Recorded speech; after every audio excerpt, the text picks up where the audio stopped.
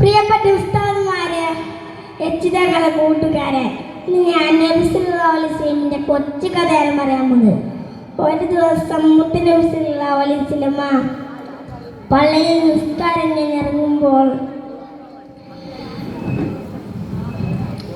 ഒരു പാമ്പൻ എന്തോ തിരിയുന്ന കണ്ടു. അപ്പോൾ മുത്തനബിസ്വല്ലല്ലാഹു ചോദിച്ചു, എന്താണ് തിരിയുന്നത്? അപ്പോൾ ആ പാമ്പൻ പറഞ്ഞു, എൻ്റെ ചെരുപ്പ് കാണുന്നില്ല. അപ്പോൾ നബി സല്ലല്ലാഹു അലൈഹി വസല്ലം അടുത്തുള്ള ആൾക്കാരോട് ചോദിച്ചു, ഈ പാമ്പൻ്റെ ചെരുപ്പ് കണ്ടിനോ? അപ്പോൾ നബി ആൾ പറഞ്ഞു, വെറുതെ കളിപ്പിക്കാൻ വേണ്ടി ഒളിപ്പിച്ചല്ലേ.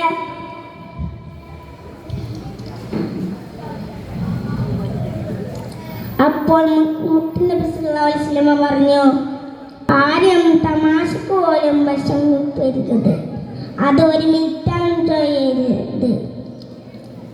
നമ്മളിൽ ആർക്കതിൻ്റെ സ്വഭാവം അത് നമ്മളിൽ